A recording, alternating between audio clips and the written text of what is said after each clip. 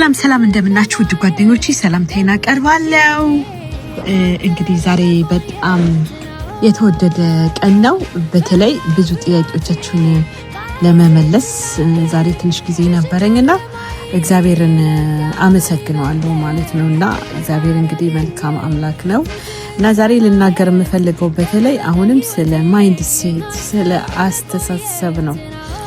እና እንግዲህ ስለ አስተሳሰብ ብዙ ነገር ማወቅ እንዳለብን አስባለሁ ማለት ነው። ከጥያቄያችሁ የተነሳ ሳስብ ሐሳቤ እንዲያው ብዙ ማወቅ እንዳለብን ነው የተረዳሁትኝና እንግዲህ አስተሳሰብ በጣም በህይወታችን አይደል እንዴ ብዙ ነገር አለ ማለት ነው። ምክንያቱም አሉታዊና አዎንታዊ አስተሳሰብ አለ ማለት ሰዎች ክፉ መልካም ሊያስቡ ይችላሉ።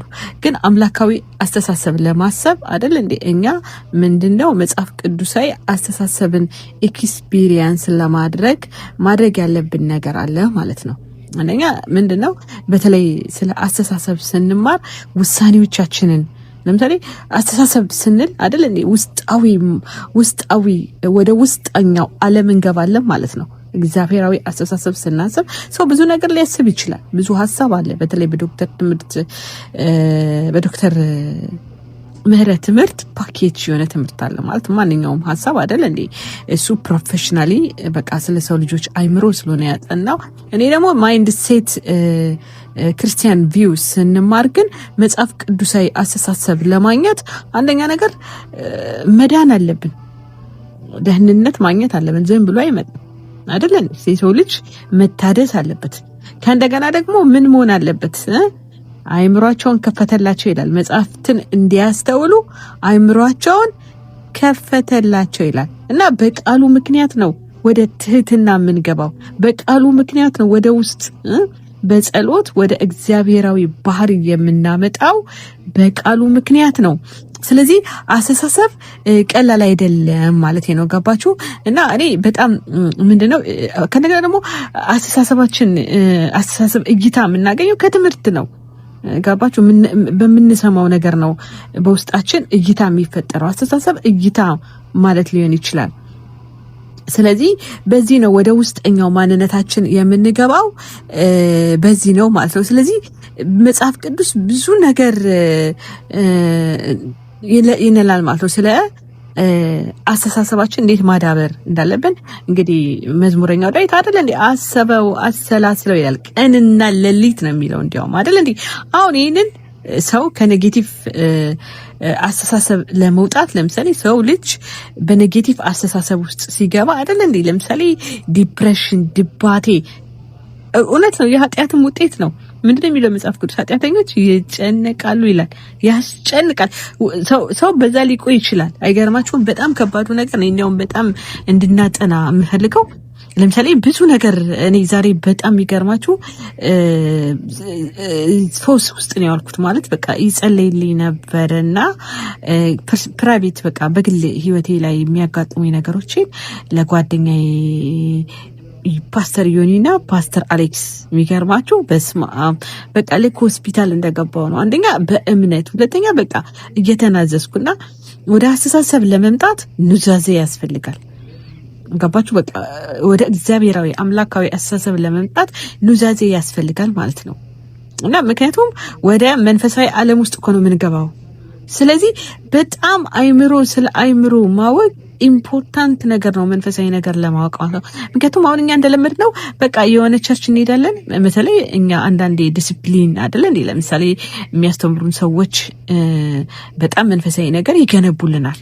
እኔ ለምሳሌ በጣም ስብከት በጣም ነው የምወደው። እኔ ማሙሽ በቃ ተወኝ አልኳችሁ ከቤታችን ጠፍተቀም አንዴ እንዲያውም በጣም ማርሳው ፓስተር በድሉ ማለት ነው። ስማቸውንም በደንብ አላወቅኩትም ነበር። 16 ስብከት ሰማን እኔና አንድ ጓደኛዬ ማለት ቁጭ ላይ በቃ ልናቆም ነው 2 ቀን ሆነ እና ከዛ በጣም ተፈወሰን። ከዛ ወደናቸው ሰውየው በቃ ቴክሳስ ሁላ እንሂድ ምናምን አንድ ቀን እንኳን እንካፈል ምናምን ብለን አንድ ቴዲ የሚባል ጓደኛዬ ነበረ እና በቃ የወንጌላዊ ያሬድ ምናምን እንሰማ ነበርና በቃ ቴራፒ ሲያደርገን ማለት እኔ በጣም ኃይለኛ ዲፕሬሽን ውስጥ ነበርኩ። ወደ አሜሪካ መኖር አልፈልግም ነበርና ወደዚህ ስመጣ በቃ ትግል ነበርና ኦፎን ነበርኩ። ድሮ እመጣለሁ 2 ወር ቆይቼ እሄዳለሁ። እንደዛ ነበር ህይወቴና ከዛ በኋላ ግን ያንን ለውጥ ለማምጣት ወደዚህ ለውጥ ለማምጣት በቃ እንዴት በቃ ብዬ ከዛ በኋላ ተፈወስኩ። እግዚአብሔር በቃሉ ብዙ ነገር አሳየኝ፣ መከረኝና ስለዚህ ወገኖቼ ይሄ ወደ አስተሳሰብ ወደ ማይንድ ሴት ትምህርት መግባት ትልቅ ነገር ነው ማለት ነው። ገባችሁ? በጣም ትልቅ ነገር ነው እግዚአብሔር ያዘጋጀልን የህይወት ደህንነት። ለምሳሌ በጣም በቃ ዶክተር ማሙሻ ሁሌ ነው በእርግጥ ዶክተር ማሙሻ ጋር ብዙ ነገር ነው ያለው። አሁን ራሱ አስተውሎት ምን ሁሉን ነገር ነው፣ ሰባኪ ነው፣ አስተማሪ ነው፣ ሁሉን ነገር እናገኛለን። ግን ለምሳሌ ስነ መለኮት ለምሳሌ ስለ እግዚአብሔር ባህሪ ምን ሁሌ ነው የምንማረው ማለት ነው። ህይወታችን ስለ ራሳችን ደግሞ ለማወቅ ወደ ማይንድ ሴት መምጣት አለብን። የእግዚአብሔር ቃል ስንረዳ ነው እኛ ራሳችንን የምናውቀው። ብርሃን ነው ይላል አይደል? እንዲያውም ዶክተር የሰበከው ስብከት ሁሌ ነው የምሰማው። በቃ ስሜትን፣ ሀሳብን በቃ ሁሉን ነገር ነው የሚመረምረው ይላል አይደል እንዴ?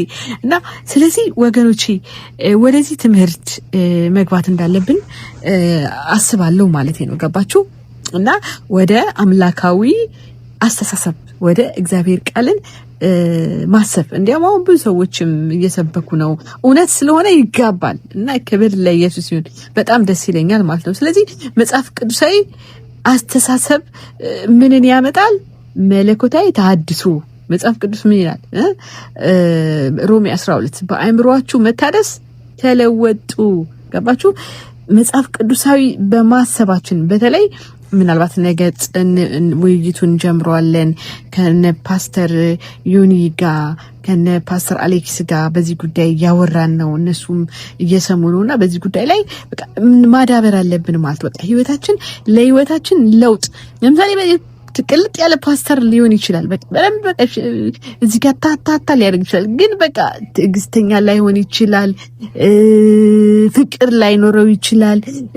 በቃ ይሄ መንፈሳዊ የመንፈስ ፍሬ የሚባለው ነገር ላይኖረው ይችላል። በአእምሮ መታደስ ነው የመንፈስ ፍሬን የሚያመጣው። ፍቅርን፣ ትዕግስትን በቃ ልክ እኔ ሁሌ በጣም ቶሎ ዳውን ሆናለሁ ማለት በቃ መንፈሳዊ ነገር ሲጎዳ በጣም ዳውን፣ ወዲያው ደግሞ በቃ ሌፍት አፕ ሆናለሁ እና በጣም በፍቅር ነው የምሞላው። ቶሎ ይቅር ላለው ቶሎ እረሳለሁ እና እነዚህ ነገሮች ግን ጎድተውኛል። ስለዚህ ሌላ ያስፈልገኛል ማለት ነው አይደል? ሌላ ጥንካሬ ወደ ጥንካሬ መምጣት አለብኝ ለዚህ። ስለዚህ ሌላ ትምህርቶች ያስፈልጉኛል ማለት ነው። ማለት እንደ ጠንካራ ለምሳሌ መጽሐፍ ቅዱስ እንደ እባብም ብልህ መሆን አለብን እና ስለዚህ በማይንድ ሴት ውስጥ ስንገባ መንፈሳዊ ግንባታ ውስጥ እንገባለን ማለት ነው። ይሄንን ለማግኘት ይሄ አንድ ቀን በቃ ተቀይረሃል፣ ተለውጠሃል፣ አሁን ተባርከሃል፣ በቃ ሂድ አይደለም። በረከት ውስጥ ነው የምንገባው። የክርስቶስ ማይንድ አለን ይላል አይደል እንዴ? የክርስቶስ አይምሮ አለን። የክርስቶስ አይምሮ አለን ማለት እኮ ቀላል አይደለም አይደል እንዴ? ፍቅር አለን፣ ትዕግስት አለን፣ ጸጋ ሁሉ አለን ነው። ይሄንን ለማምጣት ግን ሁሌ በተሐድሶ ውስጥ መንገድ አለ መግባት አለብን ማለት ነው። በተሐድሶ ውስጥ ለመግባት ያለ ቃሉ ተሐድሶ የለም በቃ እያንዳንዷ ነገር ማለት ነው። ስለዚህ አሁን እንኳን ስናየው እንዴት ነው ኢራን ተሐድሶን ለማምጣት ታስቡ የግድ እነዚህ ኢስላሚክ ሪፐብሊክን መውደቅ ነበረባቸው አይደል እንዴ? መንግስቱ መውደቅ አለበት። ያንን ለመምጣት ጦርነት መካሄድ ነበረበት። ያንን ለማምጣት ብዙ ነገሮች ነው እየፈረሱ ያሉት። ህይወታችንም እንደዛ ነው። ጣዖት የሆነ ነገር መፍረስ አለበት። ከዛ ሌላ ለመገንባት ህዝቡ ውሳኔ፣ በተለይ ማይንድ ሴት ውሳኔ በህይወታችን ላይ ለመወሰን የእግዚአብሔርን ቃል ስናስብ ኔጌቲቭ አሉታዊ የሆኑ ነገሮችን እናስወግዳለን ማለት ነው። ትክክል አይደለሁም ብለን ወደ ንዛዜ ወደ ጸጸት እንመጣለን ማለት ነውና ከእንደገና አሁን ሰሞኑን እየተማርነ ያለው ምንድነው? ተፈወሱ ዘንድ ሌላው እርዳታ ያስፈልገናል። ገባችሁ? ቀላል አይደለም። ለምሳሌ ለማለት በቃ ለምሳሌ በቤተሰብ ውስጥ የተለያየ ሃይማኖት ያላችሁ ሰዎች ከኖራችሁ እንዴት ነው አብራችሁ የምትኖሩት? ከባድ ነው። የሚገርማችሁ እኔ በዛ ስለማልፍ ነው።